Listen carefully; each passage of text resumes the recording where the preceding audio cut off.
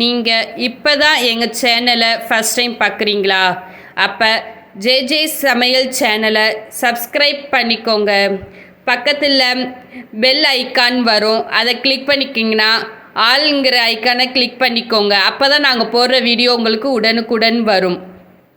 எங்கள் வீடியோ உங்களுக்கு பிடிச்சிருந்துச்சுன்னா லைக் பண்ணுங்கள், ஷேர் பண்ணுங்கள், கமெண்ட் பண்ணுங்கள். Hi friends, welcome to JJ சமையல். இன்றைக்கி நம்ம என்ன ரெசிபி பார்க்க போகிறோம்னா, விநாயகர் சதுர்த்திக்கான ஹெல்த்தியான கொழுக்கட்டை தான் பார்க்க போகிறோம். அது எப்படி செய்கிறதுன்னு பார்க்கலாம். அதுக்கு தேவையான பொருட்கள்: பாதாம் பருப்பு, முந்திரி பருப்பு, கிஸ்மிஸ் பழம், வேர்க்கடலை, அத்திப்பழம், பேரிச்சம்பழம், சர்க்கரை, அவல், அரிசி மாவு, உப்பு. இப்போ மேல் மாவுக்கு தண்ணி ஹீட் பண்ணணும். அதனால் ஒரு பாத்திரத்தில் தண்ணி ஊற்றி ஹீட் பண்ணி எடுத்துக்கோங்க. அந்த தண்ணி நல்லா தளதளன்னு கொதிக்கணும். இப்போ தண்ணி கொதிக்கிற சமயத்தில் நம்ம ட்ரை ஃப்ரூட்ஸில் அரைச்சிக்கலாம். முதல்ல முந்திரி பருப்பு, பாதாம் பருப்பு, தோல் உரித்த வேர்க்கடலை. இப்போ நம்ம எடுத்துருக்க பருப்பெல்லாம் 1-2 அரைச்சி எடுத்துகிட்டு வந்துடலாம்.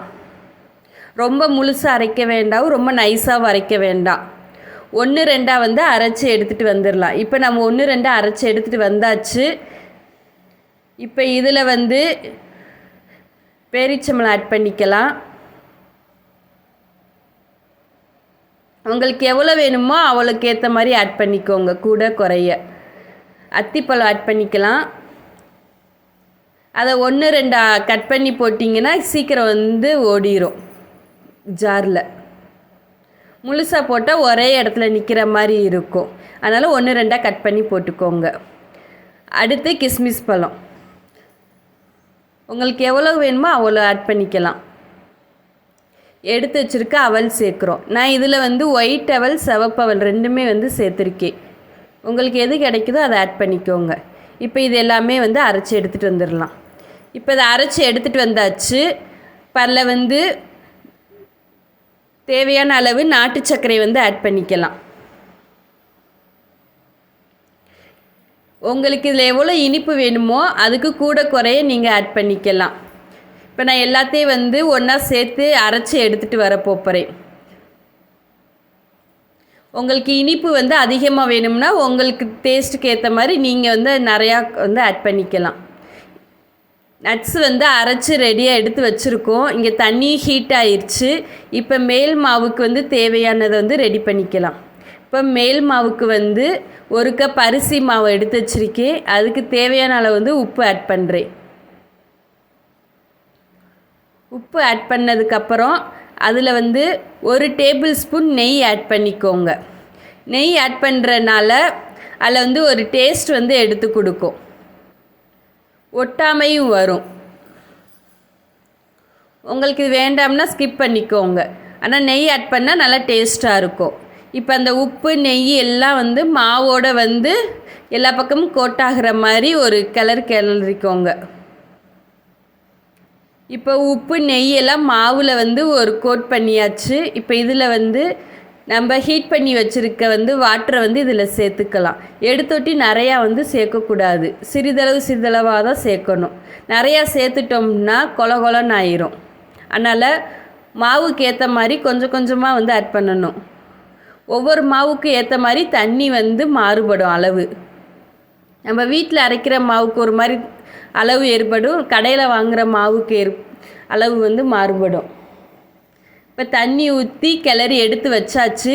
இப்போ பார்க்குறதுக்கு மாவு கொஞ்சம் லூஸாக இருக்க மாதிரி தெரியும். ஆனால் மாவு ஹீட்டாக இருக்கனால தான் அப்படி இருக்குது. இப்போ கொஞ்சம் தளதளன்னு இருக்க மாதிரி வச்சாதான் மாவு ஆறுனதுக்கப்புறம் கொஞ்சம் நம்மளுக்கு கெட்டிப்பதம் எடுத்து கொடுக்கும். நீங்கள் எடுக்கும் போதே நல்லா கெட்டியாக பிணைஞ்சி வச்சிட்டிங்கன்னா கொழுக்கட்டை ஹார்டாயிரும். அதனால் கொஞ்சம் லைட்டாக தளதளன்னு இருக்க மாதிரியே கிளறி எடுத்து வச்சுக்கோங்க. இது ஹீட் ஆறுற வரையும் வச்சுருங்க. இப்போ நல்லா ஹீட் ஆயிடுச்சு. கையில் பிணைஞ்சி எடுத்து வச்சுக்கலாம். இப்போ நம்ம கொழுக்கட்டைக்கு நான் ஒரு மோல்டு எடுத்து அதில் சேர்க்குறேன் மாவு. கொழுக்கட்டைக்கு.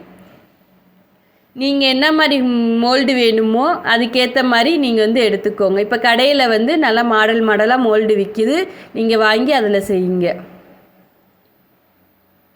மாவு வைக்கிறப்ப ரொம்ப நிறையா வச்சிடாதீங்க, ரொம்ப கம்மியாக வச்சிடாதீங்க, மீடியமாக வந்து வச்சுக்கோங்க. இப்போ மாவு வந்து எடுத்து வச்சுட்டு அடுத்து வந்து நடுவில் பூரணம் வந்து எடுத்து வச்சிடலாம். பூரணம் வந்து கொஞ்சம் அதிகமாக வச்சோம்னா நம்ம வந்து சாப்பிட்றப்ப கொஞ்சம் டேஸ்ட் வந்து நல்லாயிருக்கும். கம்மியாக வச்சிட்டோம்னா வெறும் மாவு தான் வந்து இருக்கிற மாதிரி இருக்கும். அதனால் கொஞ்சம் பூரணம் வந்து அதிகமாக வச்சுக்கோங்க. இப்போ பூரணத்தை உள்ளே வச்சு மோல்டை வந்து மூடி ப்ரெஸ் பண்ணிங்கன்னா அதில் உள்ள சேஃப் வந்து வந்துடும். இப்போ நம்மளோட கொழுக்கட்டை வந்து ரெடி ஆயிடுச்சு மாவு. உங்களுக்கு எந்த டிசைனில் வேணுமோ அதுக்கேற்ற மாதிரி வந்து மோல்டை வச்சு எடுத்து வச்சுக்கோங்க. இப்போ மோல்டில் வந்து உங்களுக்கு ஒட்டாமல் வரணும் அப்படின்னா லைட்டாக வந்து நெய் ஆட் பண்ணி அதில் வச்சு செஞ்சிங்கன்னா ஈஸியாக ஒட்டாமல் நீங்கள் கவுத்தொட்டியுமே உங்களுக்கு வந்து வந்துடும். மோல்டில் ஒட்டாமல் அப்படியே நேரடியாக வந்துடும். இப்போ நம்ம வந்து கொழுக்கட்டை செஞ்சு வச்சதை வந்து வேக வச்சிடலாம். ஒரு பாத்திரத்தில் தண்ணியை ஊற்றி தண்ணி ஹீட் ஆனதுக்கப்புறம் நம்ம எடுத்து வச்சுருக்க கொழுக்கட்டையெல்லாம் அதில் வச்சு வேக வச்சுக்கலாம். இப்போ கொழுக்கட்டையை அதில் வந்து ஆட் பண்ணுறேன். நீங்கள் சில்வர் பிளேட் வச்சுருந்தீங்கன்னா லைட்டில் நெய் தடவிட்டு அது மேலே கொழுக்கட்டையை வச்சிட்டிங்கன்னா ஒட்டாமல் வரும். இப்போ கொழுக்கட்டையை வந்து 7-8 நிமிஷம் வந்து வேக விடலாம் மீடியம் ஹீட்டில். இப்போ நான் கொழுக்கட்டை வச்சு 7 நிமிஷம் ஆச்சு. இப்போ வெந்துருச்சான்னு பார்க்கலாம். கொழுக்கட்டை வந்து நல்லா வெந்துருச்சு, ஏன்னா கையில் தொட்டு பார்த்தா ஒட்டாமல் வருது, அதனால் வெந்துருச்சுன்னு அர்த்தம். இப்போ அதுலேருந்து நம்ம எடுத்துக்கலாம். கொழுக்கட்டை வாசனை அப்படியே வீடு ஃபுல்லாக கமகமன்னு இருக்குது. இப்போ விநாயகர் சதுர்த்திக்கு வந்து ருசியான சத்தான கொழுக்கட்டை ரெடி ஆயிடுச்சு. உங்களுக்கு இந்த ரெசிபி பிடிச்சிருந்துச்சுன்னா எங்கள் ஜேஜே சமையல்ங்கிற சேனலை சப்ஸ்கிரைப் பண்ணிக்கோங்க, லைக் பண்ணுங்கள், ஷேர் பண்ணுங்கள், கமெண்ட் பண்ணுங்கள்.